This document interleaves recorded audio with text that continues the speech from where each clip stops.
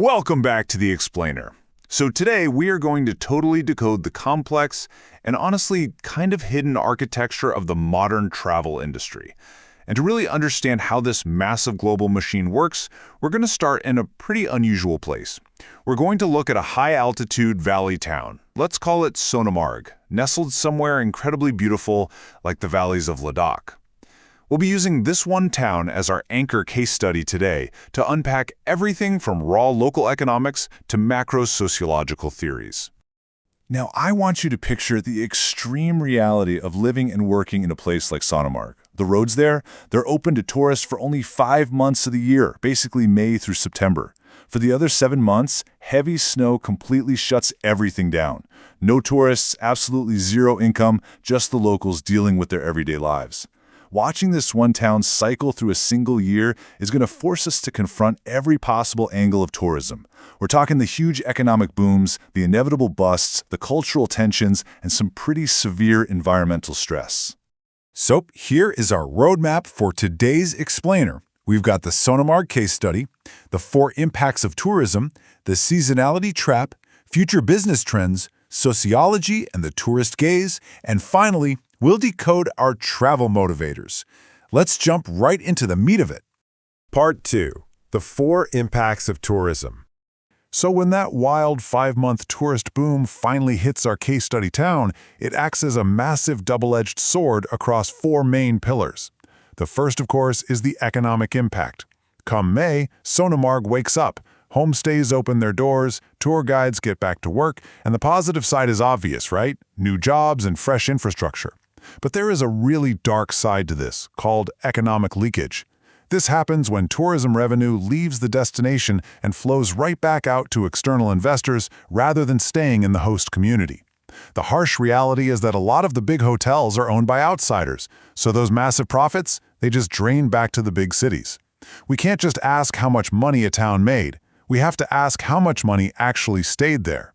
This leakage creates brutal seasonal instability for the locals, who rely entirely on those 5 short months. Then we have the social impacts. Now, the positives are great. We often see the empowerment of local communities, like new management roles opening up for women, plus better roads and shared healthcare facilities. But on the flip side, imagine your hometown suddenly experiencing a 400% population spike. The strain that puts on local water, waste management, and hospitals is just staggering. There's this concept called Doxey's Irritation, which tracks how local irritation grows as tourist numbers climb. And when you think about it, for the locals who don't earn a dime from tourism, this huge influx isn't a benefit at all. It's pure disruption. The social costs are almost always distributed unequally. Next up is the cultural pillar. On the bright side, tourism revenue can actually save dying traditions. It can make local crafts and dances economically viable for the younger generation to keep alive. But the negative side, that's the commodification of culture. We constantly see sacred rituals being shifted just to fit a tour bus schedule, literally turning deep, authentic spirituality into a commercial performance. Locals often start to fear their home is becoming a theme park. It begs a tough question. Who actually gets to decide which traditions are shared with the world and which ones are kept private? Spoiler alert, it's usually the marketers, not the community. Finally, we have the environmental impact. Yes, tourist entry fees directly fund vital conservation efforts and national parks, which is fantastic. But in high-altitude, super fragile ecosystems like Sonomar, the pressure on glacier-fed water tables and the sheer pollution from vehicles is intense. And the most dangerous part about environmental impact, the damage is usually delayed. The ecological bill might not come due for years, meaning that short-term revenue almost always overshadows long-term survival. Moving on to Section 3, the Seasonality Trap. This is really about a crisis of workforce instability. There are 2 main culprits causing this instability. First, we have natural seasonality, which is completely driven by the environment, like those 7 months of heavy snow we talked about. Then there's institutional seasonality, which is totally artificial. It's driven by our human schedules, like summer school holidays or long weekends. Both of these forces cause extreme, sudden spikes in demand. They completely overwhelm a town's infrastructure during the peak months and then leave behind empty ghost towns in the off-season. A hotel that is bursting at the seams in July might be completely boarded up by February, leaving the staff scrambling to find a way to feed their families. So how does the industry actually fight back against this? Well, businesses used a few key strategies. They promote MICE tourism, which stands for meetings, incentives, conferences, and exhibitions, because those can be scheduled during the off-season. They also roll out deep off-season discounts and targeted festivals. Another big one is market diversification, basically mixing domestic and international tourists so that one group's off-season perfectly overlaps with the other's peak. But here's the thing. When we view seasonality as just a business metric to solve, we forget that for the actual local workers, it still translates to half a year of total, terrifying income insecurity. All right, let's zoom out a bit for Section 4, Future Tourism Business Trends and the Macro Forces at Play. The global business of travel is being reshaped by a few massively interconnected forces right now.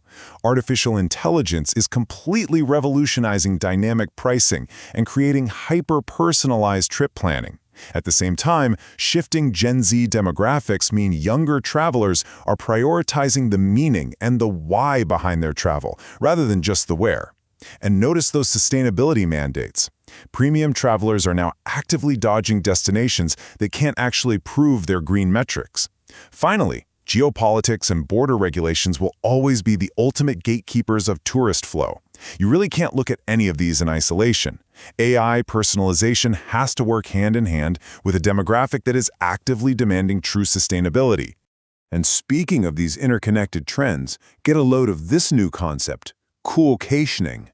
Climate change isn't just an environmental tragedy, it is a fundamental business disruptor, because extreme heat waves are destroying traditional peak seasons in warm climates. Tourists are literally fleeing. They're actively seeking refuge in high-altitude or cooler destinations instead. Climate change is physically redrawing the global map of where and when people travel. Let's shift gears to Section 5, Sociology and the Tourist Gaze. The idea of culturally trained travel. You see, tourism isn't just a random economic transaction. It is a highly culturally trained practice. I absolutely love this quote from sociologist John Urry's 1990 book. He wrote, "Tourists see what they are socially organized to see." Think about that for a second. What Urry meant is that our burning desire to find that perfect Instagram-worthy spot, it's not really an individual choice. It's a collective, socially trained gaze.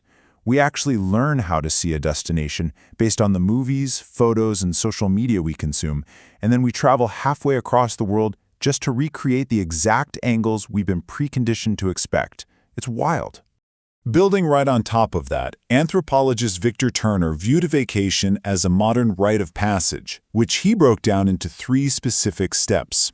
Step 1 is separation. You leave your normal, boring environment. Step 2 is liminality.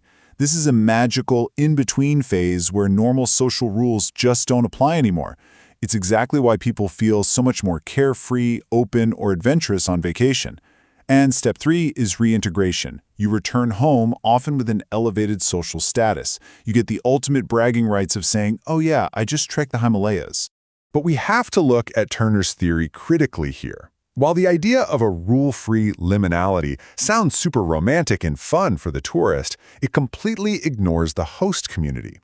A tourist's carefree liminal freedom, acting wild just because they're away from home, frequently results in totally disrespecting the host community's everyday lived reality. What acts as a temporary playground for the visitor is literally someone else's permanent home and workplace. Section 6, Decoding our travel motivators. What are the psychological triggers here? What actually makes us pull out our credit cards and book these trips in the first place? To figure that out, the industry leans heavily on McIntosh and Goldner's 4-category model. It breaks our desires down into 4 buckets. Physical motivators, like wanting to do a yoga retreat or an intense hike. Cultural motivators, which is all about our curiosity regarding how other people live. Interpersonal motivators, which means escaping the daily grind or bonding with relatives. And lastly, status and prestige, traveling specifically to boost your self-esteem and get social recognition. It's a highly practical, very marketing-friendly framework. However, the biggest critique of this neat little 4-box model is that human beings are messy, and our motivators actually change mid-trip. Motives rarely fit cleanly into one single category. Someone might initially book a trip to Sonomar purely for the physical motivation of a tough trek, but by the time they get back, their ultimate satisfaction might actually come entirely from the status and prestige of posting those summit photos online. Static models really struggle to capture just how fluid our reality is. So, let's bring this all together into the big picture: power, culture, and meaning. Through the lens of one small, high-altitude town, we've explored the massive, unseen architecture of modern tourism, from the harsh realities of economic leakage and cultural commodification, all the way to AI trends and sociological gazes. The biggest takeaway here is that tourism is incredibly complex. It is absolutely never just a neutral economic exchange. It's a deeply interwoven mix of power, culture, and meaning. So I want to leave you with a stark, slightly provocative question to chew on. The next time you plan a seasonal getaway to escape the daily grind, ask yourself, does your liminal freedom disturb someone else's everyday reality? It really changes the way you look at travel, doesn't it?